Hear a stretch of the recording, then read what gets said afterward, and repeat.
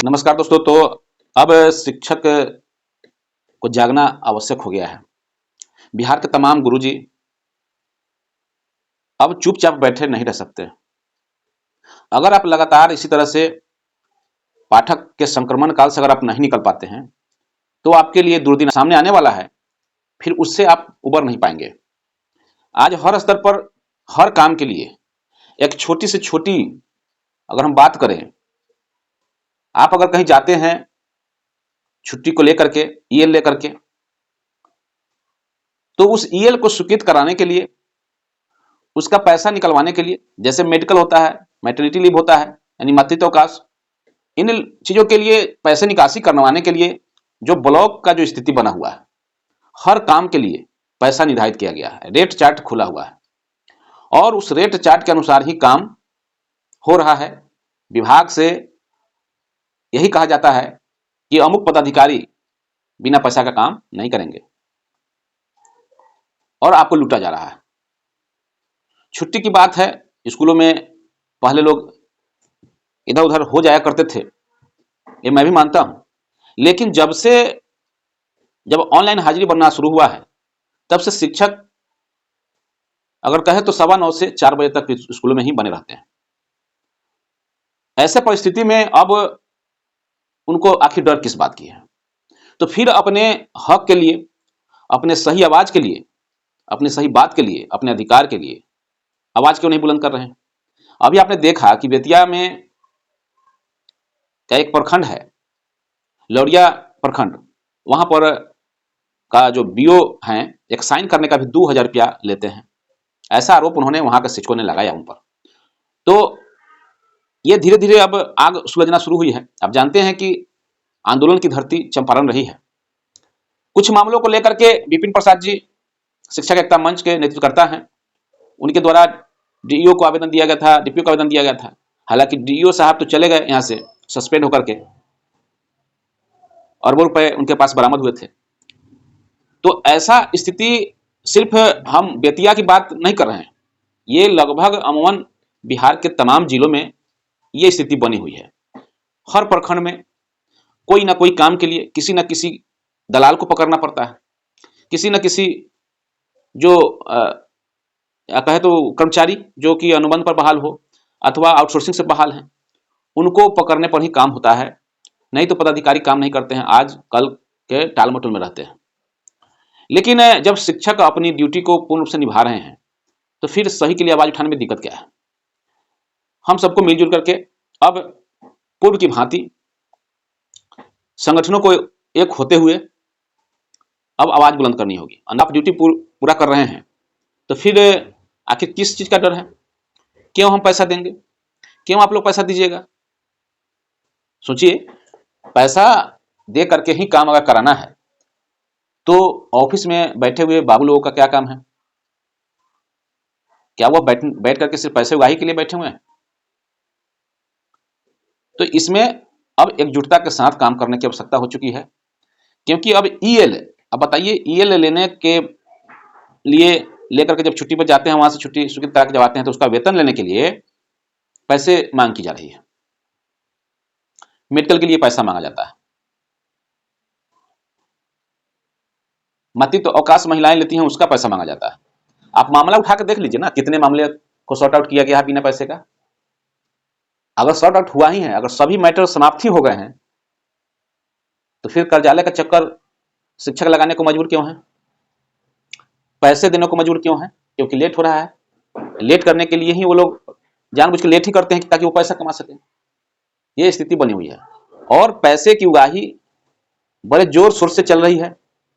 जिस कर्मचारी के पास कुछ नहीं था बहाली के पहले, आज 20,000 के वेतन पर, 15,000 के वेतन पर काम कर रहे हैं और आज उनके पास सब कुछ है, गाड़ी है, बंगला है, फ्लैट है, सब है। आखिर कहां से आ रहा है? तो ये बिहार के जितने शिक्षक हैं उन्हीं का तो दोहन शोषण हो रहा है ना, उन्हीं का शोषण करने के बाद ये सब किया जा रहा है। तो क्या यह दोहन शोषण चलता रहेगा कि आप लोग जगिएगा? अब सोने का वक्त समाप्त है, एक नया सवेरा दस्तक दे रहा है। आप लोग जागिए और जो भी ऑफिस में बैठे हुए बाबू लोग हैं, किरानी लोग हैं, उन लोगों से अब पॉइंट टू पॉइंट बात कीजिए। काम नहीं करेंगे तो क्यों नहीं करेंगे। अगर आवाज़ उठाने से आप लोग परहेज कीजिएगा तो फिर आप लोगों का भगवान ही मालिक हैं, अब कुछ नहीं हो सकता है। अन्यथा जिस तरीके से चंपारण से जो आंदोलन की शुरुआत हुई है, अब वो आंदोलन हर एक प्रखंडों में दिखना चाहिए। प्रखंडों में जो दलाल हैं, घुसखोर हैं, उन लोगों के बीच से बाहर निकलने की आवश्यकता है, क्योंकि कुछ शिक्षक अभी भी वहाँ पर घुसपैठी के रूप में बने रहते हैं और ये सब कार्य करवाते हैं। तो ऐसे शिक्षकों पर भी कार्रवाई की जरूरत है।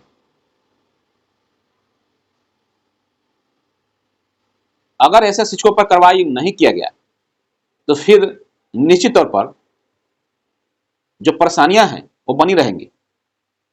शिक्षक को दिमागी संतुलन को बनाए रखने के लिए उनका समय पर वेतन मिलना, समय से उनका काम हो जाना चाहिए, क्योंकि अब छुट्टी तो आपको 16 सीएल के अलावा कुछ विशेष है नहीं। ऑफिस का काम करवाने के लिए भी आपको सीएल लेके जाना पड़ेगा। स्थिति यही बनी हुई है और ये लोग एरियर फंसा करके रखते हैं, उसमें उगाही करते हैं। हम इस मुद्दे पर भी एक और वीडियो लाएंगे आप लोगों के समक्ष।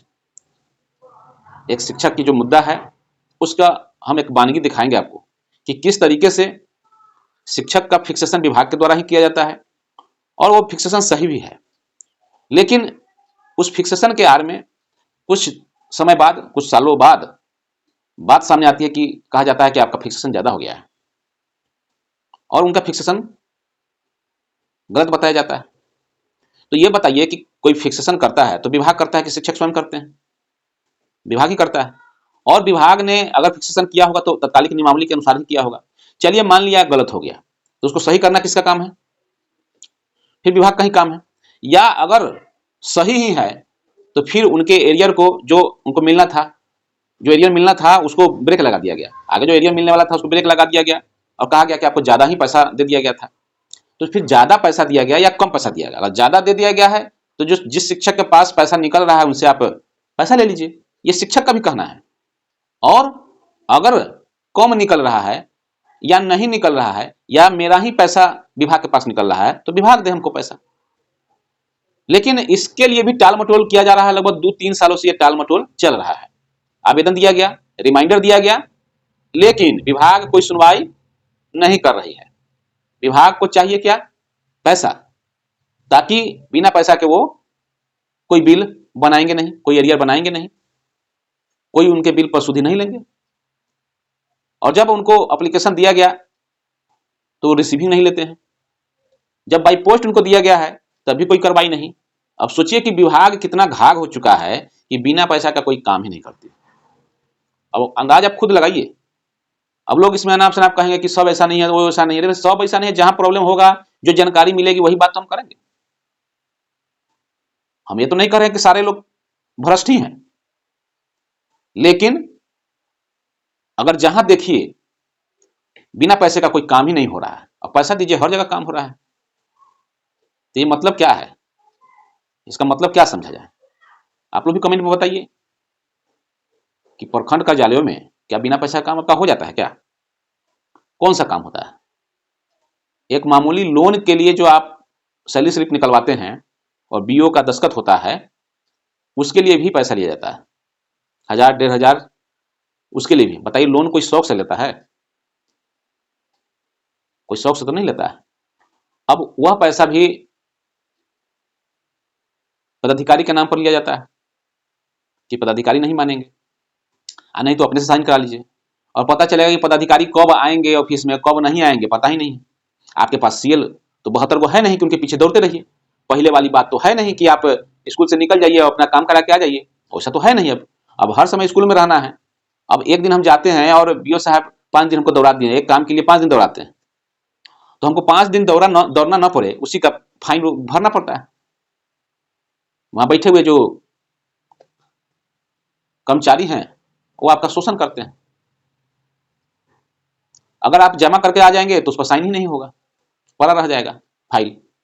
अमूमन यही स्थिति बनी हुई है। ये कोई नई बात नहीं है, ये नई बात हम बता भी नहीं रहे हैं। जो शिक्षक हैं इस चीज को अच्छे तरह से समझ रहे हैं कहिए तो, कोई शिक्षक बोलिए कि हाँ हम गलत बोल रहे हैं। अब इसमें बोलेंगे कौन? तो ब्लॉक के जो कर्मचारी होंगे वो बोलेंगे कि आप गलत आरोप लगा रहे हैं। हम क्या गलत आरोप लगा रहे हैं ये शिक्षक ही बताएगा। तो हम इन्हीं सब बातों के लिए अब शिक्षकों को अब सोच रहे हैं कि जगा दे थोड़ा इस वीडियो के माध्यम से, और जाग जाइए, अन्यथा की स्थिति में इसी तरह से आप लोग शोषित होते रहिए। संगठन, हम लोग उसी को कहते थे, संघर्ष करो, शोषण के खिलाफ लड़ो। न संघर्ष है, न शोषण के खिलाफ लड़ रहे हैं, और न एक बन रहे हैं। संगठन, अधिकतर संगठन अपने लेटर पैड पर लिखते हैं एक बनो, संघर्ष करो और शोषण के खिलाफ लड़ो। क्या शिक्षक एक हैं?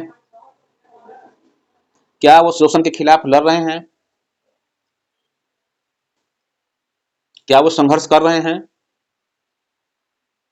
कुछ भी नहीं। इसका जवाब है कुछ भी नहीं।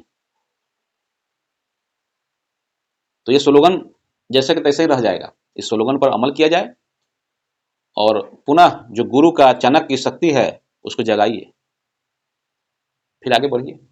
फिलहाल इतना ही। वीडियो अच्छा लगे तो शेयर कीजिए, लाइक कीजिए, कमेंट के माध्यम से फीडबैक दीजिए, और चैनल पर नया है तो चैनल को सब्सक्राइब कर लीजिए। धन्यवाद। जय हिंद, जय भारत।